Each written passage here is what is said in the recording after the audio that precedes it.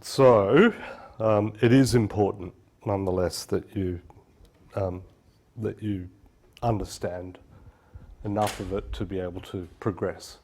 Okay, so we're going to start a new topic today, which is really, in many ways, the capstone of the whole course, where we put everything that we've learned so far together to build practical digital designs in some sense.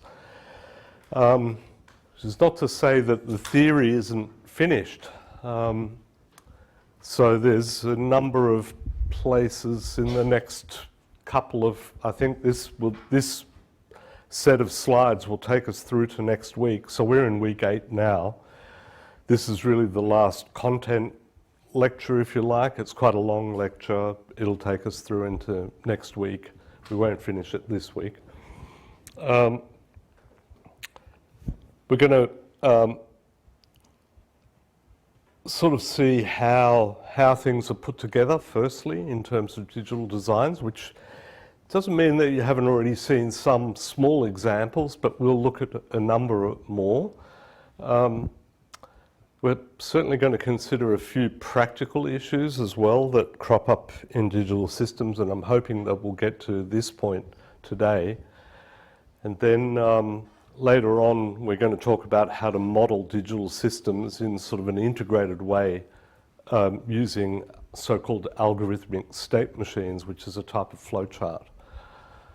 And we're going to study the description of increasingly complex algorithms, including binary multiplication, several algorithms, I think, for some of these: binary multiplication, binary division, and calculating the mean of a set of numbers as examples of bigger problems to solve. Okay, so without further ado, it's pretty hard to sort of conceive what a digital design is just in one concise diagram, but if anything comes close, you sort of have the classic input, process, output diagram, whereby the process block is expanded here somewhat more to point out particular points that are relevant to the way that we've been discussing digital systems so far. On the one hand, you have the so-called data path, and you'll hear this term if you're continuing on with computer engineering in a number of the other courses that you'll be taking. This is really where the work gets done, where data gets transformed from one form to another, or where computation is performed. And in order to control and oversee that, you have another block that has various names: controller, control system, control path, are all sort of names that are used for it, that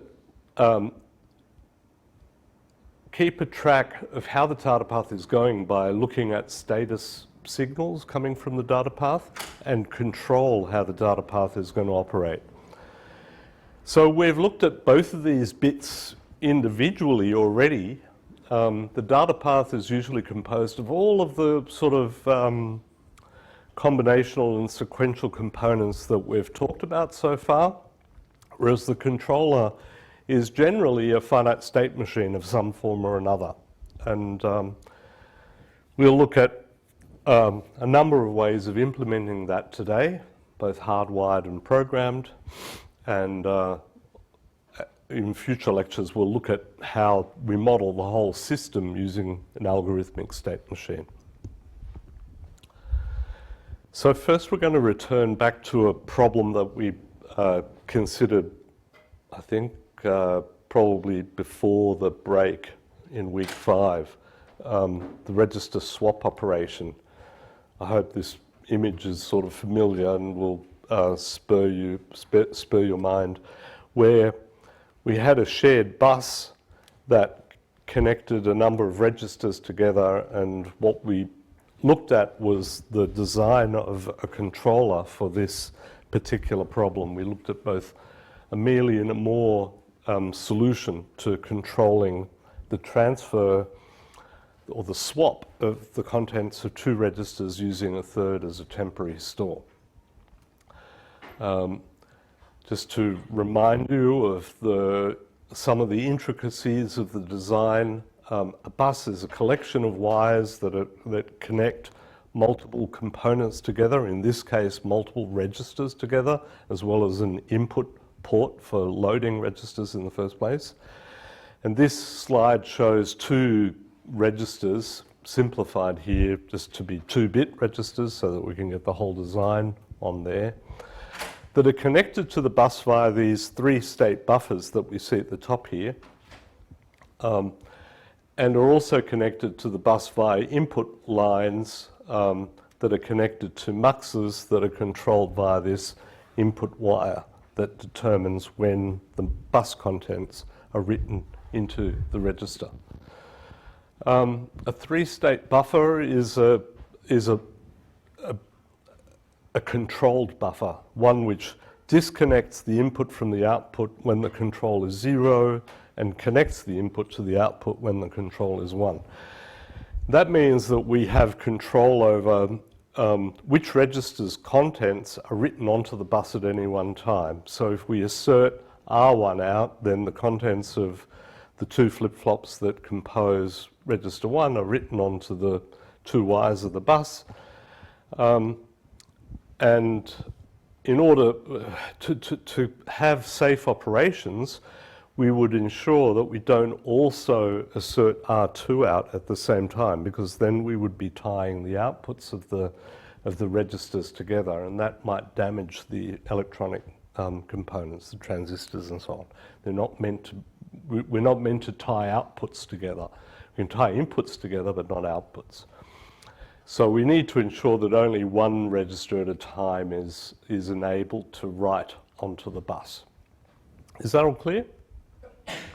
And of course the muxes here, they make sure that when we assert the corresponding input line, that acts as an enable to write the contents into the register, contents of the bus into the register.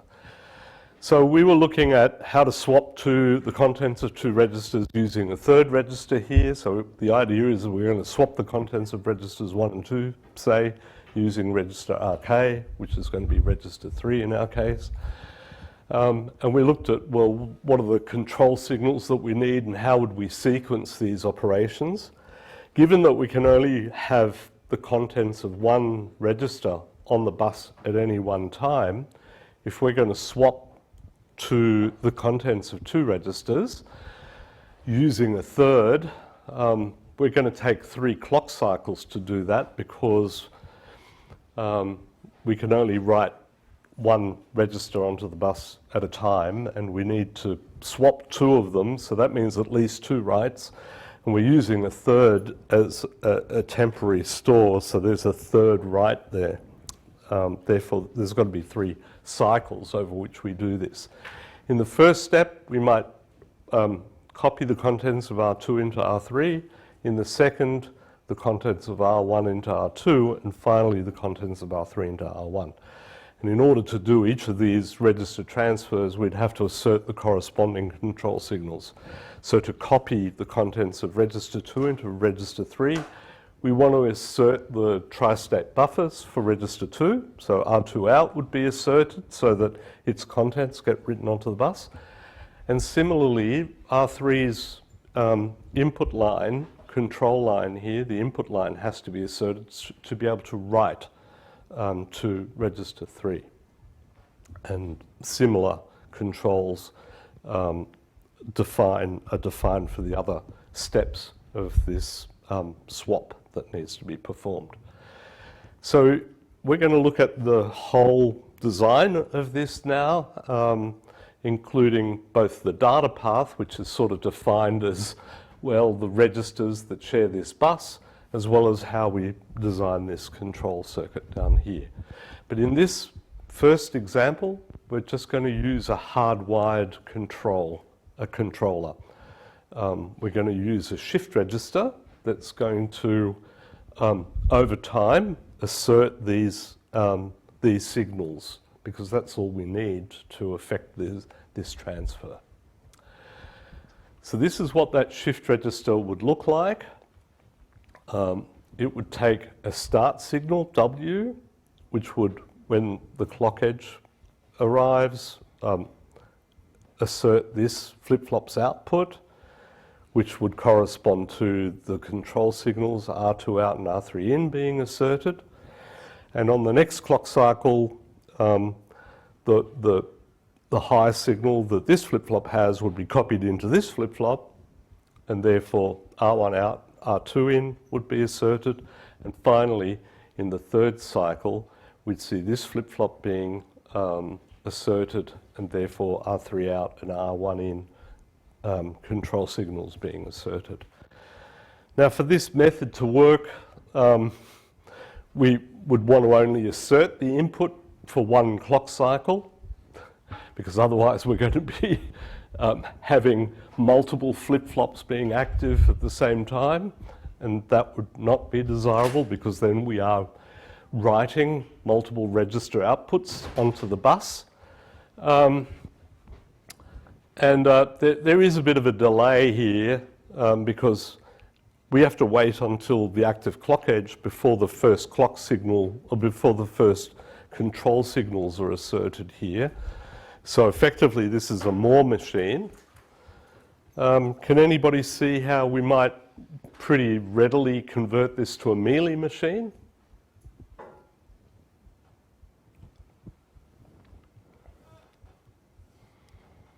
What's the difference between a Moore and a Mealy machine? If we just input R2 and then not use R3. Not too sure. Input R2 and not use R3. Because then in a Mealy machine we use the inputs as well as the current state. Yeah. Yeah. True.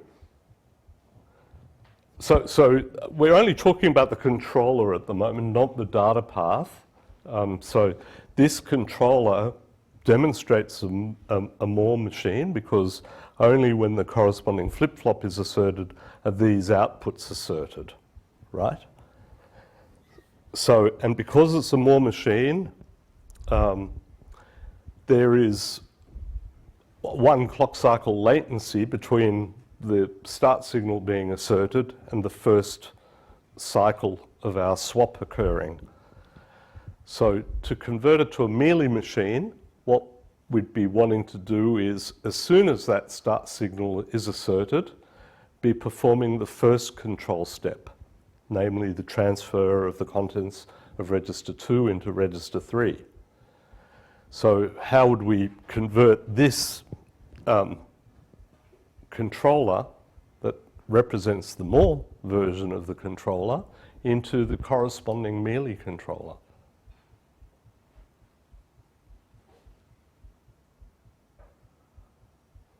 By removing the first flip-flop? Yes, good. Yes, by essentially removing this flip-flop, tying these outputs to the input here, then we would see as soon as W is asserted, we have R2 out and R3 in being asserted. When the first clock edge comes along, this flip-flop would be asserted, so the second step of the transfer would take place, and then the third step takes place afterwards. So yes, a simple modification, just remove that first flip-flop to turn it into a Mealy machine. All right. What are the hazards? If we remove this flip-flop, is there a potential problem in terms of this Mealy machine?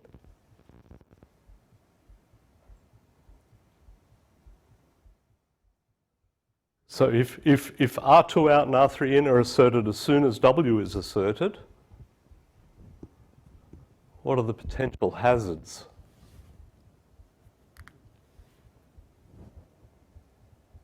And a hazard usually refers to a timing issue. Yeah? Could just be an invalid output when, if you have W is the start signal. Yeah, If you- and it's like which one's high? Is the clock or the reset? Did you say? What I said was, if we converted this to a Mealy machine, what would be the hazards, or what hazards do we have? I mean, the hazard exists there as well, as we see it here depicted in this diagram, but it becomes more evident maybe when W is tied directly to R2 out and R3 in. Yeah. The W is being held for too long, it'll like wipe R2, like it'll like do too many transfers. True. Yes, I'll accept that. It could be moving R2 to R3 earlier than it's been loaded. Like it hasn't been loaded. Maybe, but let's assume that the loading occurs independently. But the issue that was raised here that, you know, you could have, if W is held longer than the period that the clock comes along for, I mean, let's assume that W is held high for one clock period, then this issue can't arise, right? Because it doesn't then matter where W is asserted, it's never going to be there for longer than one period, therefore it can't really result in two transfers. But there's another issue related to that.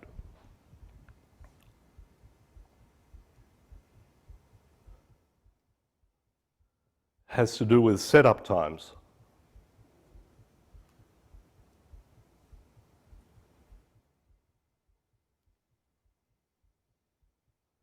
Yep. If W is active for too short of a time period, then the second flip-flop might not be triggered. So we're assuming this guy doesn't exist, so you're talking about this guy not being triggered. Yes, that's true. And similarly, we have a problem with these other register transfers, don't we? That if setup times aren't satisfied, then the R3 in signal might not be provided long enough for it to be latching the contents of R2 out, of R2, sorry. True. So there are all these hazards that you have to be aware of, given that W may be an asynchronous signal. And we'll talk about some methods of overcoming this problem towards the end of today's lecture, if we get there. All right, so if we want to build this design from scratch, there's a number of components that we need. Some of these you will have seen before. This is for an n-bit register with an enable. So we have parameter n, our register input, Rin being the enable, effectively. So that could be coded like this. Equivalently, it could be coded if clock tick event and clock equal 1, if Rin equals 1 then. All right, so it doesn't have to be the wait until model. Okay, so that's register with enable. Okay, to code up a 3-state buffer, let's assume that the ports are F on the output side and X on the input side, and E for the enable. So when E is 0, then the output F is high impedance, and when E is 1, then the output F is whatever is on X. Then this is one way of coding that, certainly for a generic width. We want to use the others is assigned some value syntax. So that should be pretty straightforward. Raise a question if you've got any. And a left to right shift register with reset. So this is a shift register. Note that it's 1 to K. So the leftmost flip-flop, if you like, is numbered 1, and the rightmost one is numbered K, the way this syntax is implied. And given that it's a shift register, it's not thought of as being numeric, and therefore we can use the 1 to K format pretty easily. But beware, that has some ramifications in our simulation in a moment. So here's the behavioral description of that. It has an asynchronous reset, so when the reset is asserted, we clear the shift register. Otherwise, on an active clock edge, then we're just going to shift everything up, towards the more significant end. So I minus 1 goes to I, and we write a W into the least significant bit, which happens to be on the left-hand side conceptually here. All right, so we're going to use packages in our design. So we put all those components that we've declared into a package so that we can then use it in our code without needing to declare the components again in our code, in the architecture of our code. And here's the complete design. So remember that this is sort of the system that we're describing. There's a few other signals in the system, in its entity here, that aren't actually listed here, such as the reset signal. That's not explicitly listed here. And this is our hardwired controller, a shift register, a 3-bit shift register, which is going to assert the corresponding control signals when it gets to a particular cycle. Right. So, is there anything worth explaining here? So W is plays the role of the function here to start the transfer, the swap between R1 and R2 via R3. R in external, these are wires that are also provided from the outside of the system to be able to load data into these registers. So R in external defines which register we're writing to when we're providing data and enabling extern. Okay? So internally then to our design, we have a number of other signals that in and out control signals that are coming from the controller. They're declared up here. Q is our shift register for the controller. And we have the register contents, R1, R2, and R3. So as far as the outside system is concerned, it doesn't know how many registers there are. Other than we've got this R in external input, I guess. Now, the controller is described initially. There's no convention about where the controller gets described, but I've separated the description so that it's a little clearer for you where the controller description is and where the data path description. So as far as the controller is concerned, we instantiate our 3-bit shift register and define the control signals, R in 1, R in 2, and R in 3. So remember that we're writing to register 1 in the 3rd cycle because we're copying from register 3 into register 1 in the 3rd cycle. Hence we have Q3 as a component of R in 1. But it's also possible that the user of this circuit is loading register 1, and they do that by asserting R in external 1. Remember, that was an input that came from outside. We also have the output signals that are asserted in the various stages of our control. Remember that we're reading register 2 in the first step, reading register 1 in the second step, and reading register 3 in the third step, as far as the controller is concerned. So that's all we need to do to describe the controller. There's nothing more to the controller. And the data path comprises the registers, the bus, and the 3-state buffers that we have here. So the first 3-state buffer that's described is this guy up the top here that allows us to load data into a particular register, but it does that simply by writing the data onto the bus wires, right? Because we've taken care of which register we're writing to via these expressions up here and they will only take place on a clock edge. That write will only take place on a clock edge. So the external user places data onto the data wires, asserts extern, and waits for at least one clock cycle in order to, also asserts the corresponding RNX signal and waits for a clock cycle in order to write to that particular register. So having loaded the data, there's the description of the three registers with enables RN1 through RN3 and their outputs R1 to R3. And finally, the three state buffers that allow the contents of registers 1 to 3 pardon me, to be output to the bus wires via ROut 1, 2, or 3. Okay. I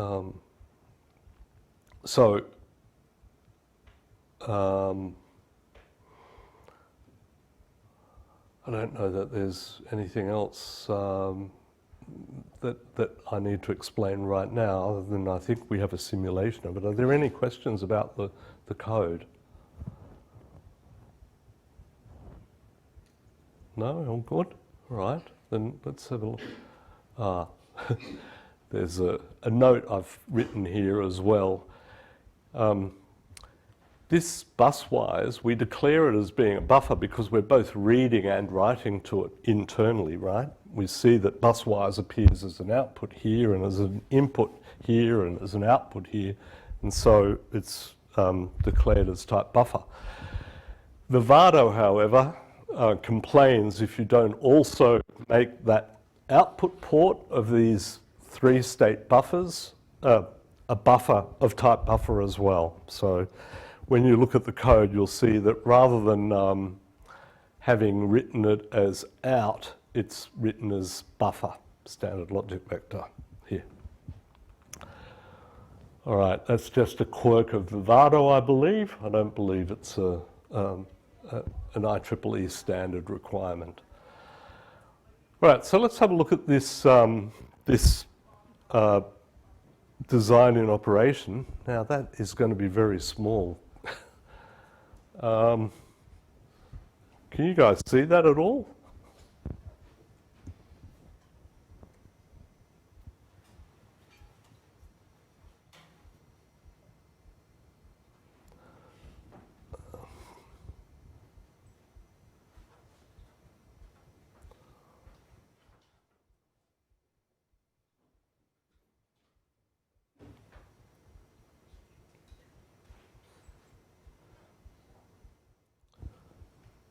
Right. How are you going at the back there? Are you able to read this number? Yes? This number? Okay, good. Very good. If you can't read it, come further down, all right? So this is a simulation. So I think I've placed the code onto the website already. You should be able to download it and run it yourselves and rerun this simulation to see it in operation.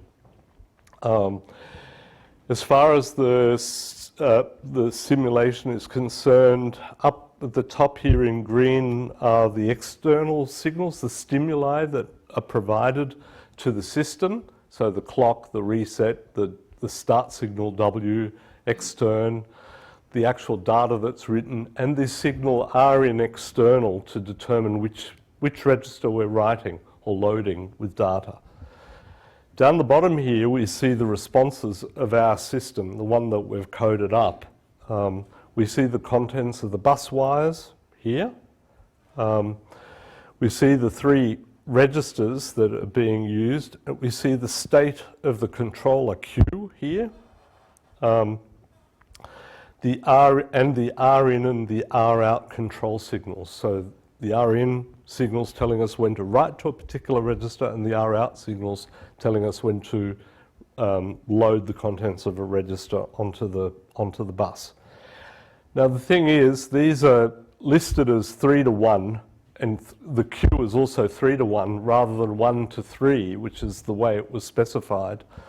I don't know whether I could have controlled that or not, and I haven't checked it. But just bear in mind that these signals are actually listed as RN3 to 1. So for example, in this, so here we're resetting because reset's low here, then it's high, right? So at this point in time, we expect Q to be 0 because it was reset. Over in this period here, we see extern being asserted. We see 55 has been put onto the bus and 1 is being noted as RN external. So what this corresponds to is loading 55 into register 1, right? Now that load, of course, happens on the next rising clock edge. So here, at this point in time, we see 55 being written into register 1. In the next clock period, we see the RN external is 2, and the bus, the data that's being provided is AA. So we see the value AA being put onto the bus wires here and being written into register 2 on the rising clock edge during that period. So now we've loaded values into registers 1 and 2, 55 and AA, registers 1 and 2. And we want to swap them. So that swap doesn't happen until over here when W is asserted for 1 clock period. So when we see the rising clock edge with W being asserted, that is when the transfers begin. That is when we see the controller going into state 1. Now remember, we've got our 3 states. So it's defined as Q3 to 1. So the way this design appears to be provided is, this is Q1 here, this is Q2, and this is Q3. So when we have a 1 here, it's just 1. When we see 2 there, that 1 has moved over here, so now it's 1, 0 effectively, so it's value 2. And finally, that 1 will move over here, so we see a 4 as the control value over here. So 1, 2, and 4. And the same argument can be made about which register is being written to or read from. So here we see 1 and 2 being written to. Now, when we get to the swap, our first control cycle is to transfer the contents of register 2 into register 3. So we're going to read from register 2 and write into register 3. So we see the contents of register 2, AA, being put onto the bus. And on the next active clock edge here, we see AA being written into register 3, right? That's given by the fact that in our first control cycle, we're reading from register 2 and we're writing to register 3. In the second control cycle, we're reading from register, we're reading from register 1 and writing to register 2. So we see the 55, the contents of register 1 here being put onto the bus, and at the end of that control cycle on the next active clock edge, being written into register 2 here. Right. In the final cycle, given by the 4 that we see here, we see the contents of register 3 being written into register 1. So the contents of register 3 are AA, they get put onto the bus, and at the end of that clock cycle, we see AA being written into register 1 here. So effectively, the 55 and AA that were in registers 1 and 2 have been swapped here to become AA and 55. All right. Are there any questions about the simulation?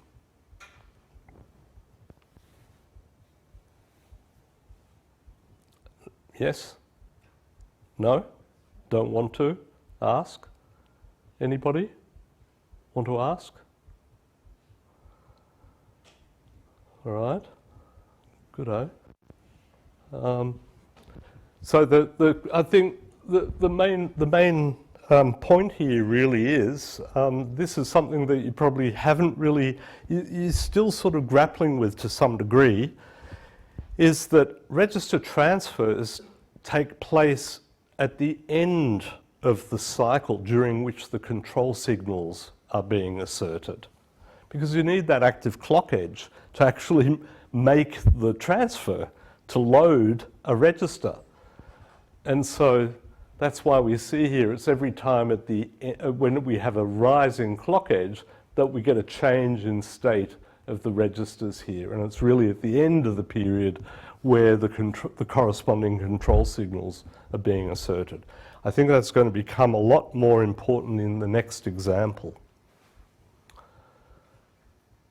All right, so if you have no questions, good. Then let's go back to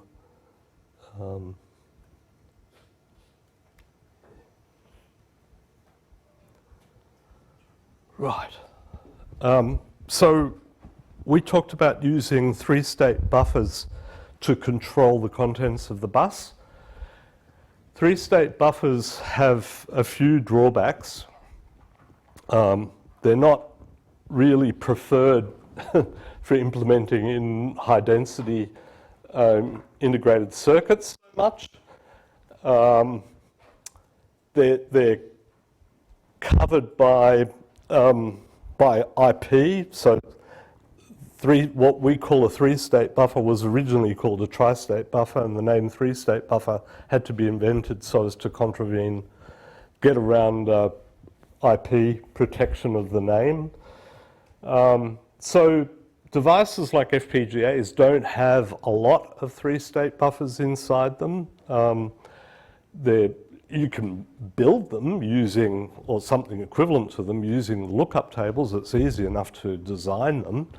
But FPGAs, for example, have many multiplexers. They have an abundance of multiplexers, and the lookup tables can be configured as muxes very easily as well.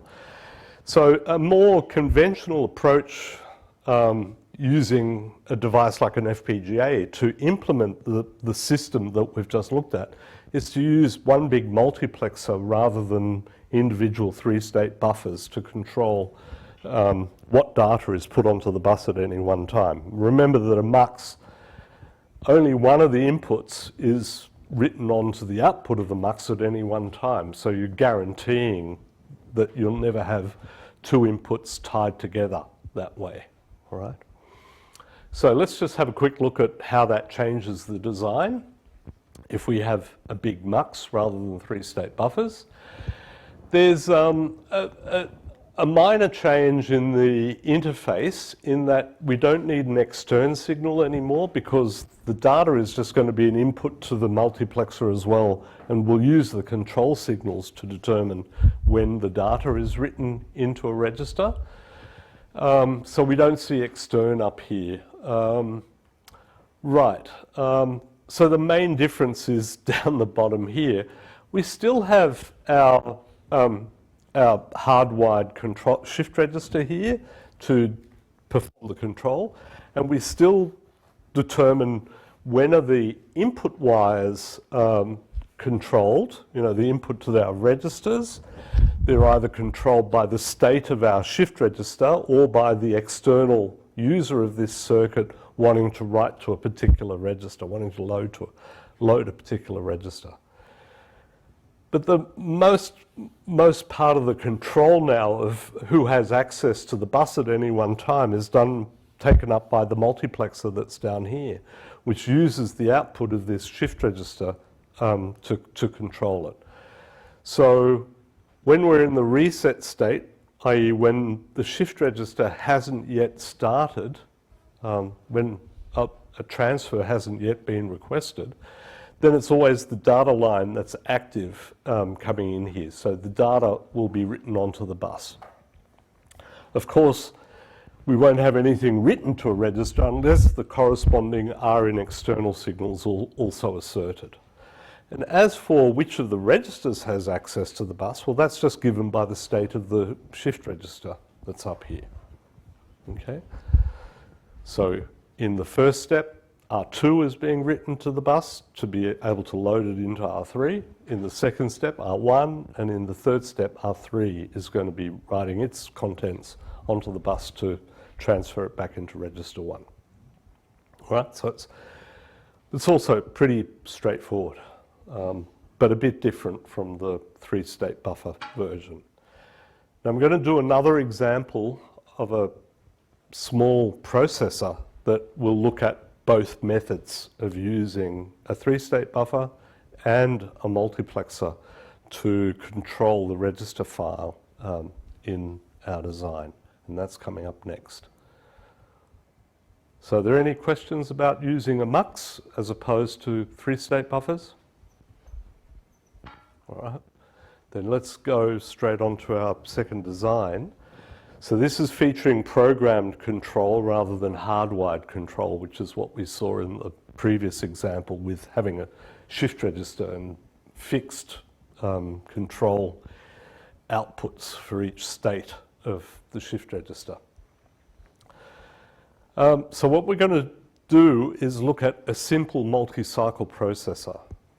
Do you know what a multi-cycle processor is? You've never heard the term multi-cycle processor?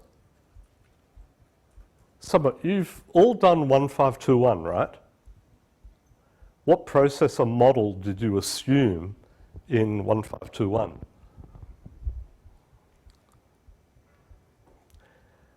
So what I mean by that is, if you were to do a load operation, how many clock cycles did that take?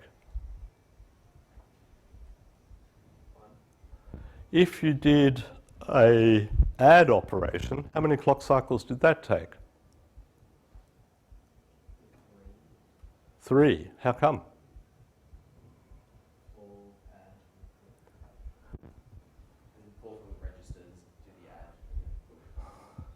Right. So the pull and the push, they're just mnemonics that you're using. Do you remember what the assembler language statement was for adding? Would have just been add R1, R2, R3? Was it a 3-register or 2-register processor? 3. Okay, so you had 2 operands and 1, or 2 sources and 1 destination. Right. Okay. And so you could read 2 registers simultaneously, could you? And write to 1 register as well in 1 clock cycle, or did you need to take several clock cycles? So you're saying you took 3 clock cycles for an add. I'm not sure. I don't know if we went into this much depth in 1521 about how long. Sorry? I don't think in 1521 we talked about how long the operation was actually taking. And I assumed that we were pulling both at the same time. Right. So it was never discussed how long a multiply operation would take?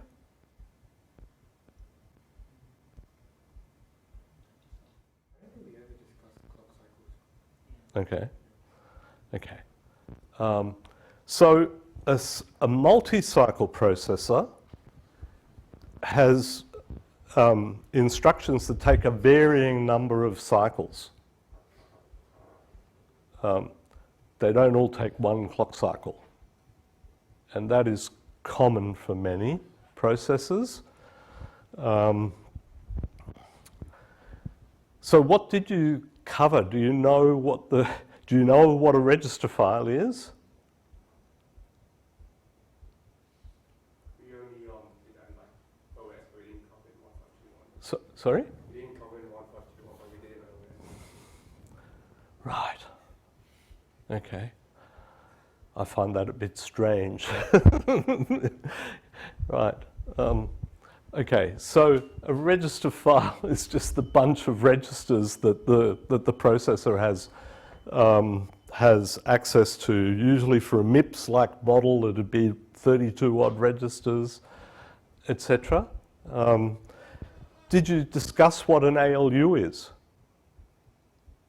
So you discussed what an ALU is. What did you conclude an ALU is? Piece of hardware that does arithmetic operations on registers. Only arithmetic? Logic? Arithmetic logic unit? Yep, so and or not, exclusive or, they're all typical operations as well, right? Shifts, rotates maybe.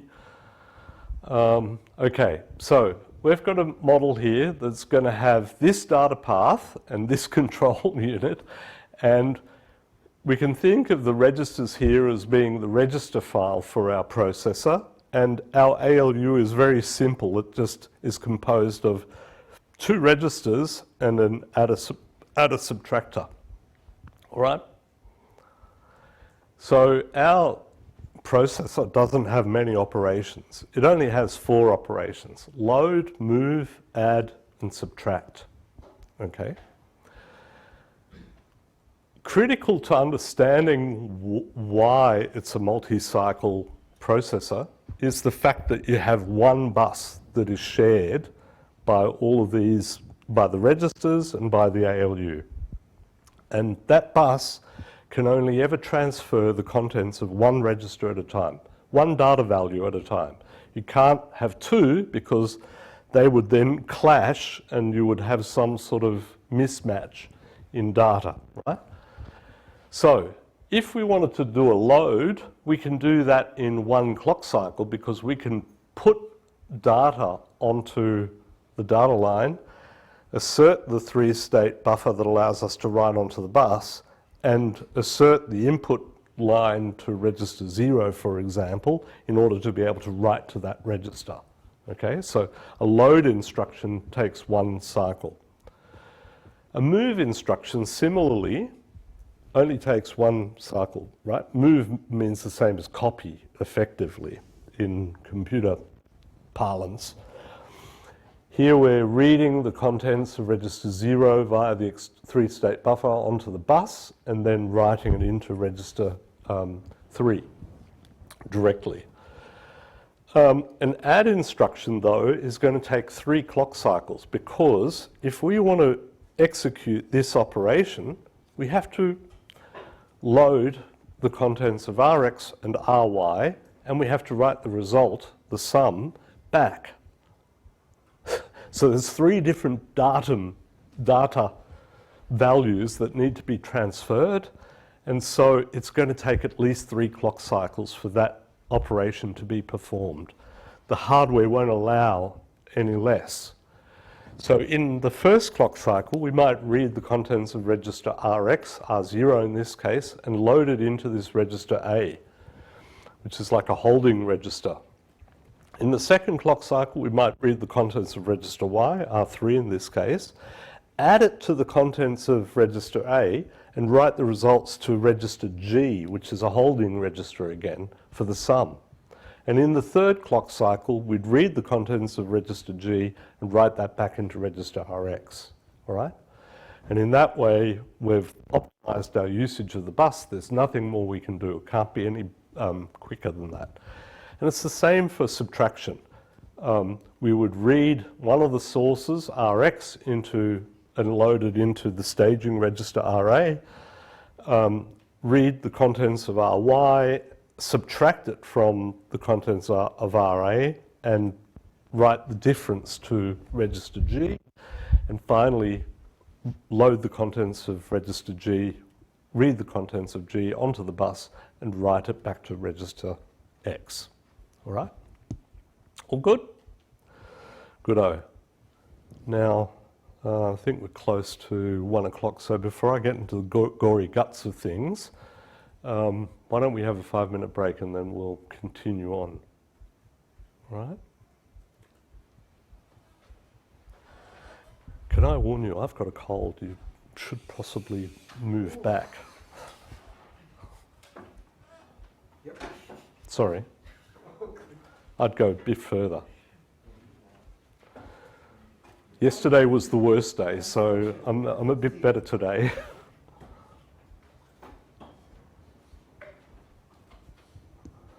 Are there any questions on what we've been discussing so far?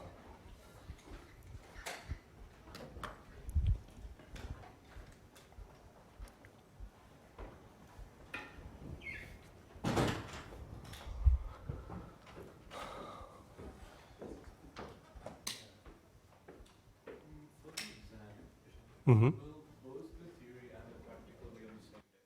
Yes.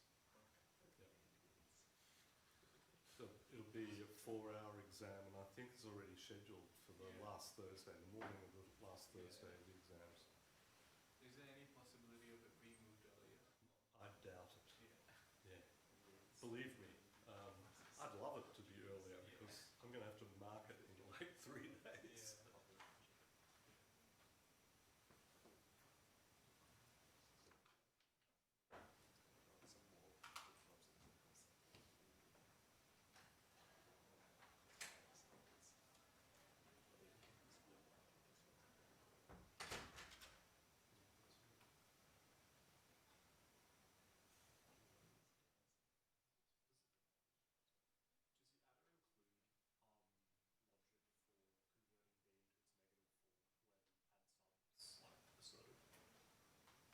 Subtractions. Yeah, because it's an adder subtractor. It's the same as the one that we've looked at previously.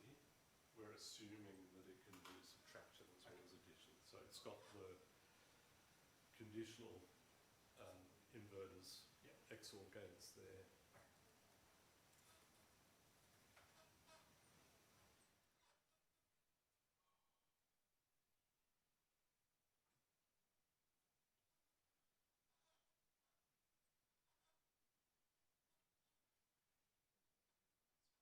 How are you going with lab 5? Finished? Anybody? Good. Get on to lab 6 then. You're getting the beginnings of it here, so.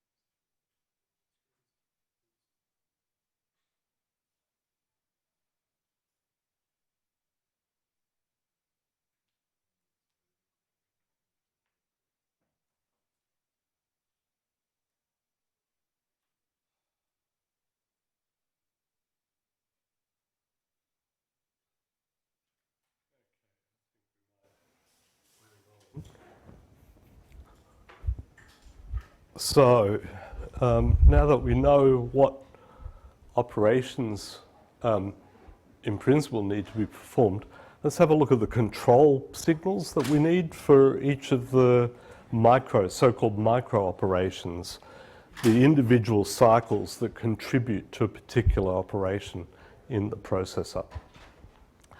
So for our first instruction of type load, we're just loading data that's coming from outside into a register.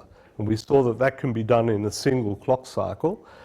But what we do need to do is assert the extern signal in order to be able to write to the bus. And of course, we have to assert the control signal for the register, the enable signal for the register. And that's all we have to do. There is actually a done signal here. Because it's a multi-cycle processor and the external user doesn't necessarily know how long each cycle is going to take. The user relies on the done signal to indicate when a particular operation is complete. So for the first instruction, we would assert in time step 1 the extern signal, the input signal for the register X that we're writing to, and the done signal to indicate that that instruction is now complete. So, of course, this is only going to occur after a particular function has been asserted, and we've given the start signal W here, right? So until W has been asserted, we're in effectively some no-op state where the controller isn't really doing anything. So after that, in the first time step, these control signals are asserted. So the actual writing of the data into register Rin is actually done on the rising clock edge that occurs after that time step, right? Because it's during that time step that the control signals are being asserted. As for the move, well, we want to read from our Y register and write to the X register, so we assert the corresponding control signals, and since the operation is done after one clock cycle, we just say done. Now, for the add, remember that what we did is we read the contents of register X and loaded it into register A in the first clock cycle, so that's what we see here. In the second clock cycle, what we did is we read the contents of register Y, added it to the contents of register A, and wrote the result, the sum, to register G. So that's what we see in the next clock cycle. And in the last clock cycle, we want to write the contents of G back to register Rx. So that means asserting the output, the control signal on the 3-state buffer that allows G to be written onto the bus, and enabling the corresponding X register for input. Okay, and then of course we're done after that third clock cycle. And as for the subtraction, it's the same as the addition, except that the add sub signal that we see here is asserted to ensure that we have a subtraction operation taking place in this clock cycle. Does that all make sense? Right, because this is quite a lengthy example and you're going to have to remember what we've been talking about a little bit in order to be able to understand what's on following slides. So if you have any questions, any doubts about anything, please ask. Okay, so instead of using a shift register, we're going to use a counter this time and decode that to give us the time steps. Remember that for the operations we've looked at, we only need 3 time steps, and we're going to use a 4th one just to indicate that we're not performing an operation, not currently performing an operation. So we're going to have a 2-bit up counter that gets decoded to give us these 4 time steps. And when we're in T0, that means we're not currently executing an instruction. And so we want to reset this counter every time we're in T0 and we've not been given an instruction to perform. Then we don't want to count up to 1, we want to go back to 0. Or when we get the done signal, that also suggests we've finished, so go back to T0, or the system is reset.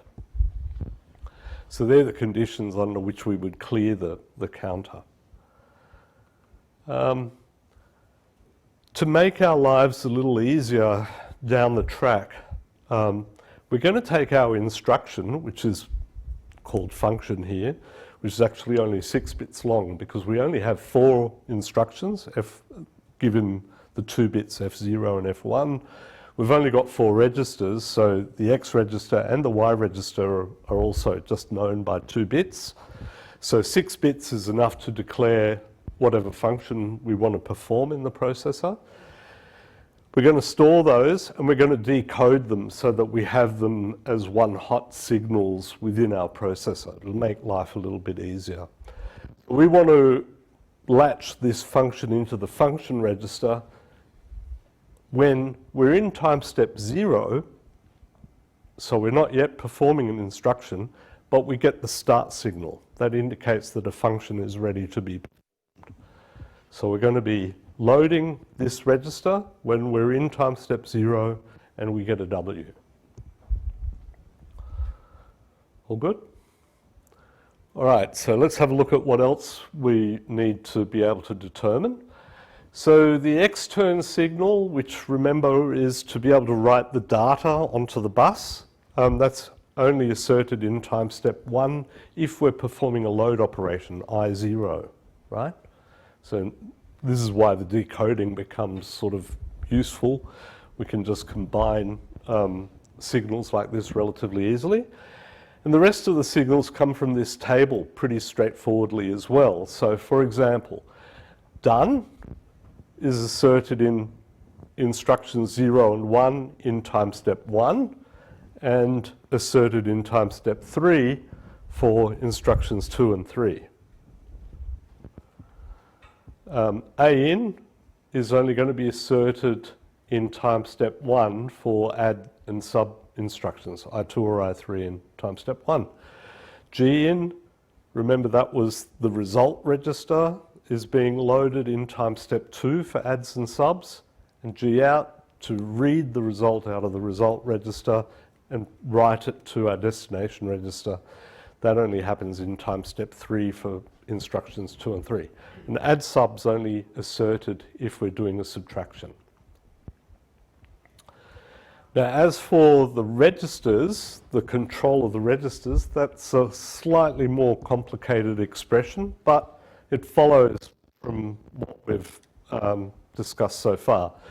So if we're talking about writing to register 0, well, we would want to write to register 0 if register 0 is the target of a load, so in time step 1 if it's an I0 type instruction, or if it's the target of a move, so time step 1 and it's an I1 type instruction. So that's these guys, and we're targeting X0, the 0th register. And if we're performing an add or a sub, it's if X0 is the target of our add sub operation, if it's the register that's on the left-hand side of our assignment here. What about R0 out? When do we want to be able to read register 0? Well, we care about reading register 0 in time step 1 of instruction 1 if it's Y0, if it's the source of our move. And we do want to read it in register in time step 1 if it's the destination register. We want to read it in time step 2 if it's the Y, the other source register, for add and subtract operations. So this is the Y register, if it's the Y register in a move operation, or if it's the destination or the other source register for an add or subtraction operation. Does that all make sense? Right? You look a little blurred by that. Be thankful that we're only writing up the operations for R0. Similar expressions need to be derived for R1 through R3, but they follow. They're exactly the same, except we'd be substituting 1s, 2s, and 3s for the 0 in these expressions, right? All right, so there's one more component we need, the up counter, because we haven't yet described that in our package of components. So this is just a 2-bit up counter with a synchronous clear. That's fairly straightforward. We add that to the package, so that's in our sub-circuits package that we've added here. Now the code is a little bit lengthy. It's spread over 2 pages and it's a bit dense too. Can you read this up the back there? What's this word here up the back? Func, yeah, and func reg. Can you read that okay? Okay. Right. So it is a bit lengthy and there's a lot of intermediate signals here that we need to have in order to build up the register overall. There's no really easy way of describing this other than to do it linearly, I think. I don't really know of a better way. I have separated out the controller part, so this is all part of the controller, but it doesn't finish until here. And then the data path is down the bottom. So if we were to concentrate on the data path first, that's probably a bit easier. Remember that we want to be able to write data onto the bus wires, so we have to have our 3-state buffers with the control signal extern. We have our 4 registers that we want to write to when the corresponding input wire is asserted, and we have the 3-state buffers that control when the registers contents are placed onto the bus wires based on the control signals are out. Our A register is here. It's enabled by A in, and then we have the adder subtractor, which is controlled via the add sub signal. So when add sub is 0, we're going to add the contents of bus wires to A, and when add sub is 1, we're going to subtract bus wires from A. And the result, sum, is going to be written to our register G here when G in is enabled. And finally, we have the 3-state buffer that controls when the contents of register G are placed onto the bus wires. Right, so that data path is straightforward. The controller is a little more lengthy because there's a lot more going on here than we saw in the previous problem. I don't know what's really... So in terms of the entity, the interface for our design, we have data, reset, and W. The W is the start signal for our function. The function is defined by the 2-bit elements F, Rx, and Ry, right? They determine which function are we doing, a load, a move, an add, or a sub, and which registers are involved, what is Rx and what's Ry. We've got our done signal and we've got the bus wires that we can read so we can see what's on the bus. Right. There's quite a few internal signals here though. There's the control signals for the registers that determine when those registers are written to or read from. We've got a couple of control signals, clear and high. They're just going to be set to constants. High is set to a constant. Clear is defined by what are the signals clear the counter in our controller. And we've got add sub. We've got all the others that we looked at previously, extern A in, G in, G out. And we've got count, which is the counter that we're using for our controller. The 4-bit decoded time step instruction X and Y registers are given here. We've got our 8-bit registers, R0 through R3. The internal registers, the staging register A, the sum, which is the sum of the adder subtractor plus the G register, and finally the 6-bit func input, function register input, and func reg, the output of that. I don't expect you to remember all of that, but essentially what is done here is we implement all of the control statements that we had previously determined. So clear was the clearing of the counter in our controller, which was meant to be asserted when we have a reset or when we have a done, or when we're in time step 0 and W is not being asserted, when we're not issuing an instruction. Here's our counter that keeps track of what time step we're in, and then the decoded counter value, so that becomes T0 through to T3. We have our function register inputs, FRIN and func, and the function register itself, and the decoded instruction X and Y registers that are the outputs of that function register. Finally, we have these formulae that define when is extern signal asserted, when's the done signal asserted, A in, G in, G out, and add sub. They're all as we defined on previous pages. And of course, the control instructions for our registers, which we describe with a generate instruction because they're going to be the same formulae irrespective of which register 0 through 3 we're talking about. So it's quite a long piece of code, and I think what I will do is jump into the simulation of this code before doing any more description of the code.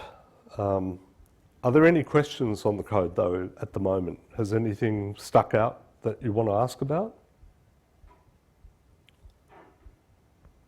Okay. Let me get into this simulation. Can you read that at the back, or is it, I don't know that I can magnify it much more than what we have there. Oh yeah, this is, I have to make that a bit smaller.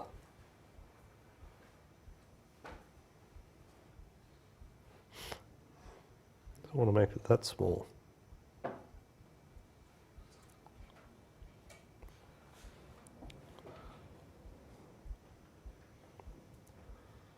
Right. I think that's captured it all pretty much. I will describe what's... Can you read that number at the back? Yeah, good. Your eyes are good. Right. Okay. So, same thing. Stimuli at the top, results down the bottom. This simulation is available on the website, so you can download the code, load it into Vivado, and it should give you exactly the same output. Okay, so first 100 nanoseconds we've got reset being asserted. The reason I started 100 is because the FPGA itself isn't really ready. You know, when you power it on, the first 100 nanoseconds, it's still sort of getting itself set up, initializing, so you can't actually do any work on it until after 100 nanoseconds. So normally you should reset it for the first 100 nanoseconds. Anyway, then we have the clock signal up here. We have data inputs, so 0, 2A, 55, 22, and 0. There's the W signal indicating the start of instructions, and we have our function here, so ranging between 0 and 4, 0 and 3, sorry, because we have 0 being load, 1 being move, 2 being add, 3 being subtract. We have Rx and Ry also ranging between 0 and 3 because of the 4 registers that we have. Now, the done signal is a signal that the processor gives us when it's finished its operation. We see the contents of the bus wire here. We see the count of our controller, the contents of the 4 registers in the register file, the A register content, and the G register content down here. Okay? So, after the reset, the first operation that takes place is the first, where there's the first W, is, well, it's a load instruction, and it's loading 2A into register 0. Why do I know it's a load of 2A into register 0? Well, I can see 2A is on the bus here, on the data input, okay? And the function is 0, so it's a load instruction, and the X register value is 0, so it's loading into register 0. Now I see 2A going onto the bus for that period that this instruction is active for. We see the done signal being asserted when the counter goes into time step 1, but the 2A, the data that's on the bus, does not get written into register 0 until the next rising clock edge after we've been in that time step. So that's where we see register 1 being loaded with 2A. Okay, same story as previously. The control signal's asserted for a whole time period, whole clock period, before a register transfer takes place on a rising clock edge. The next instruction, again, is a 0 type, so it's a load, but this time we're loading into register 1. What's the data that's being loaded? 55. We see that here on our bus wires. At the end of time step 1, we see 55 being written into register 1. Okay? In the next instruction, we see still we've got a function type 0, but the target register is register 2, and we're writing 22 into it. So 22's on our bus. End of time step 1, we see 22 being written to register 2. Now the first exciting instruction then is the addition of register 0 to register 1. So that means we're going to read register 1, read register 0, add them together and write back to register 1. So this is the destination register, R1. So in the first cycle, what we do is load register 1's content onto the bus and write it to register A. So we know it's an addition because we've got a function type 2, right? We see that the destination register is register 1 and the source register is register 0. So in this case, we take the contents of register 1, which is 55, goes onto the bus during time step 1, and that gets written at the end of that time step into register A down here. Okay? When the next rising clock edge comes along. In the next period, we take the contents of register 0, which happen to be 2A, they're put onto the bus, they're added to the contents of register A, 55, to get 7F, and 7F is written into register G at the end of that time step, right? When the next rising clock edge comes along. And in the last cycle, the contents of register G are placed onto the bus and written back to, what was our destination register? Register 1. So we see at the end of this cycle where done is asserted, we see 7F being written back into register 1. Okay? Okay, so if there's no questions, I'll move on.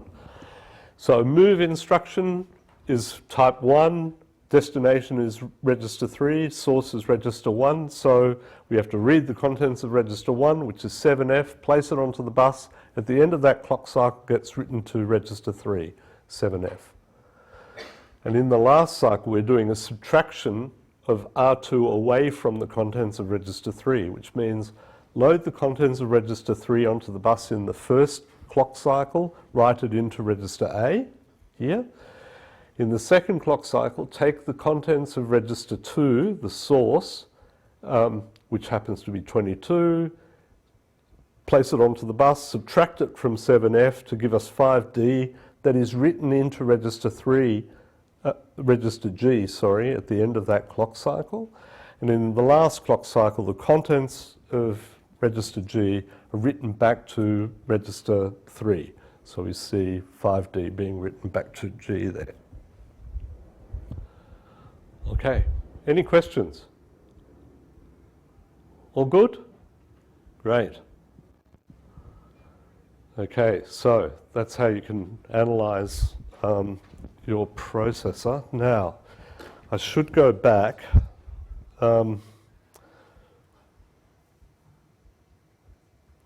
So the code for this processor is on the web, but this is the code that actually corresponds to the MUX-based processor, whereas we discussed previously a three-state bus-based processor. So I just want to quickly look at the difference between the three-state bus-based processor and the MUX-based processor. There's not a lot of differences. Well, there are some. Actually, there's some quite significant differences in the way the controller is described. So this is where the main action is. There are some minor, the entity is the same, but there's some minor differences also in terms of the signal definitions. One of the major differences is that the time step and the instruction are not decoded. So we're just going to use the 2-bit encoded version of the time step and the instruction. So when it comes to defining our clear signal, we've got to go for the, when we're in time step 0 and W hasn't been received yet, we've got to compare with, we've got to AND not W with not T1 and not T0 because we haven't decoded the time step. So we're going to use the count value directly as our time step rather than decoding it. So in terms of FRN, because we haven't decoded the time step, that changes slightly. And we're not decoding the instruction, so we're just making a direct assignment of the first 2 bits to the instruction. Now, we're going to use one big process to describe the controller. The outputs of the controller are described in this control signals process, and this is purely combinational, this process. There's no clock in the sensitivity list. It's purely a combinational process based on what state we're in, what's the controller count up to, what instruction are we executing. That determines what control signals we need to assert. So to make sure that we don't imply any memory, we clear all of the control signals right at the beginning there. Set them all to 0, right? Then, based on what time step we're in, if we're in time step 0, there's nothing to be done because we're in that no-op zone. However, when we're in time step 1, and we're not going to advance from time step 0 to time step 1, unless clear is not asserted, right? So we advance to time step 1 when clear is not asserted. That is, we got a W. Based on the instruction then, if we're doing a load, we assert extern. RN is assigned to whatever the X value is. This is a 4-bit decoded X value, and this is 4 bits, the RN. And assert done. For the move, we've got to assert the output register and the input register and assert done. And for an add and a subtract, we output our destination register and assert the AN register. So we're just literally coding what's in that table that we had for time step 1, the first column for every instruction. For time step 2, again, depending upon what instruction we're doing, we'll set control signals. Now, only add and sub instructions are relevant here. So we're setting our output register and G in and add sub for a subtract. For the others, the loads and moves, we don't have to do anything because they don't go to time step 2. And for time step 3, again, it's only add sub that matters. We're asserting G out, setting the destination register and determining that we're done. So the MUX looks a bit different in this case as well because it's really the the select input for the MUX is the concatenation of our output register, which is a 4-bit value, G out, and the extern bit. So this is a 6-bit select signal. right? So buswise is going to be R0 when the least significant bit is 1, R1 through R3 when the next more significant bit is 1, G when it's the second but last bit that's 1, and otherwise it's data that's being put onto the bus. And so that's how you would code it with a mux. It's, we could have taken a similar approach of using a process and coding it up like this for the three-state bus-based processor. But it's better to see a variety of styles here. So I think this is somewhat clearer, I think, for anybody that's reading it to see what signals are asserted in which time steps, etc. So I think it's a much better description, to be honest. Right, so we've been through this simulation. Are there any questions at all? Because you're going to have to modify this processor in the lab. So you better understand it.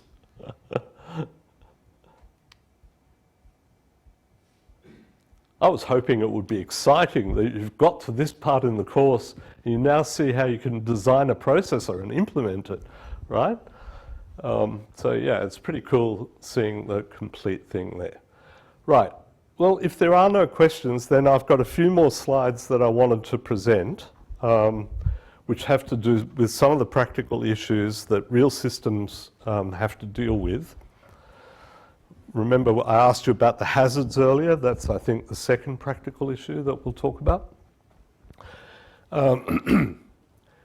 This is an issue with your board. The push buttons on your board are not debounced, which means that when you press the push button, you might get several effective pulses being elicited. I don't know whether you've noticed it already. You probably have. And I think I discuss it in the lab that they're not debounced. Unfortunately, the prior lab kit that we used had debounced push buttons, so it was somewhat nicer and easier to use for students. So the push buttons you have are cheap push buttons that look like this. They have a single pole, a single throw. When the switch is closed, then that pulls data down to ground, right? But if this guy bounces on this terminal, then it's going to see a sequence of zeros and ones rather than just one change from 1 to 0, okay? So what you can do is have a more expensive switch which has a latch on it like this. And now if you get a bounce, well, having set or reset the latch, it's not going to change state when it bounces, when this ground bounces on either of these poles. So if we've set it, you know, if it's currently been set and we go to reset it, meaning that we want to pull data down to 0, then it will, when this switch touches, it'll pull R to 0, and therefore, of course, that output will go to 1, and the 1 will mean a 0 goes out to data.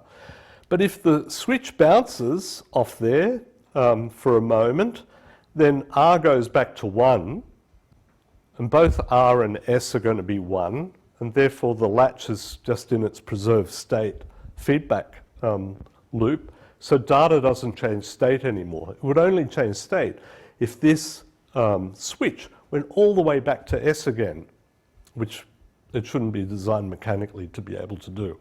It should just bounce around either the bottom pole or the top pole if it's going to bounce. But of course, you know, this is a more expensive switch. You've got more circuitry there, so it's going to be more expensive to implement that. So if we have a switch like this and we want to debounce it, we have to do something else. I mean, we can't retrospectively put in a more expensive switch. We don't have, there's no connection to these NAND gates in our kit. So what we have to do instead is simply wait until the debounce time is over, the maximum possible debounce time is over, and then sample the data. So code to do that is like this. So you have one process which checks, sets the new value of the switch, input switch to inputs, and checks whether there's been a change of state on the inputs. If it has, it resets a counter. If there has not been a change in state and the counter has not yet reached, well, that's 80,000, but that's hex because of that X there. So what that really is 1 followed by 19 zeros, 4 for each of these zeros and 3 in the leading one. So 16 plus 3 is 19. So it's 1 followed by 19 zeros. And if we're using a 50 megahertz clock, that's effectively 10 milliseconds that it's counting up to. So if we haven't counted up to 10 milliseconds yet, then increment the counter. However, if we have reached the counter value of 10 milliseconds, then we simply read the input value off our input switch at that point in time, and there shouldn't be any more bouncing. Okay, so that's the code that you've been using to debounce your push buttons. Okay. Any questions on that? Right. What's the longest this code might take to run?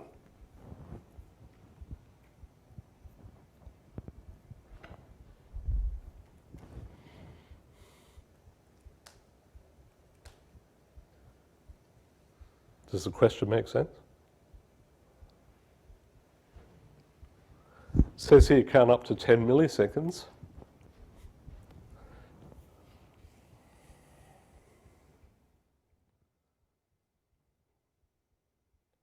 But the counter gets reset every time there's a bounce.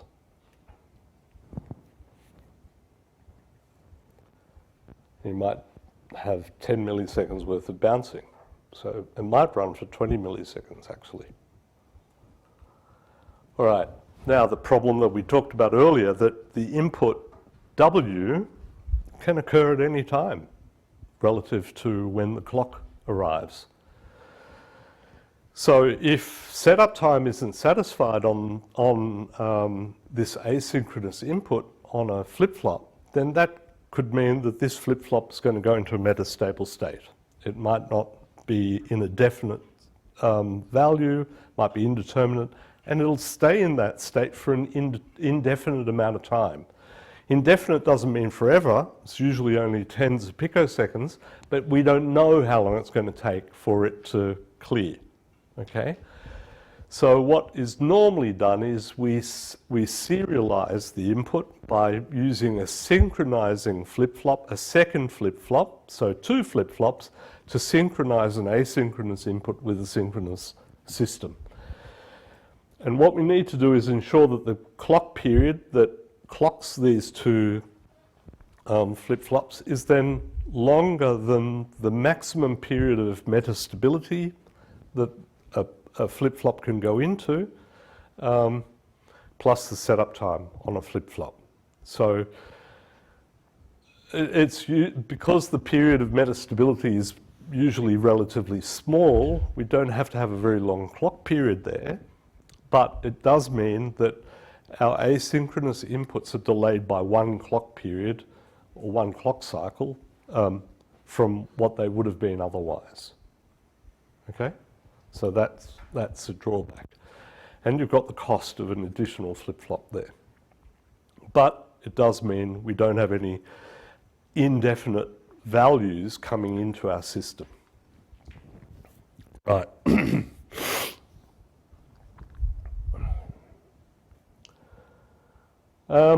We've talked about this very briefly previously. Don't gate the clock. So if you want to stop a flip-flop from latching a value, don't do this. Don't gate the clock, because it'll contribute to what's it called? Clock skew. Clock skew, because different flip-flops are then going to have different latencies as to when the clock edges arrive. What you do instead is enable the data input.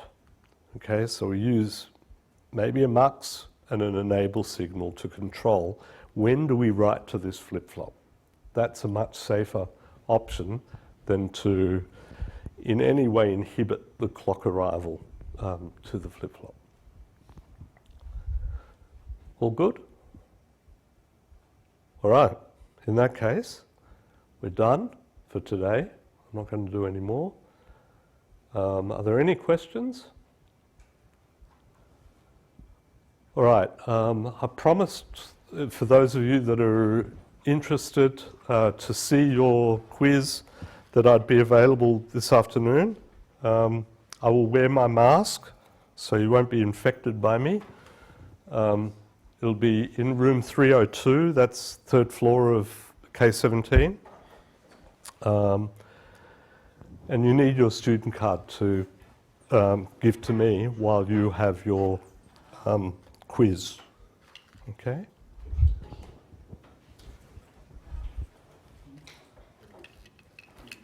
So we'll do that from 2 o'clock on until there's nobody there anymore, or 3 at the latest.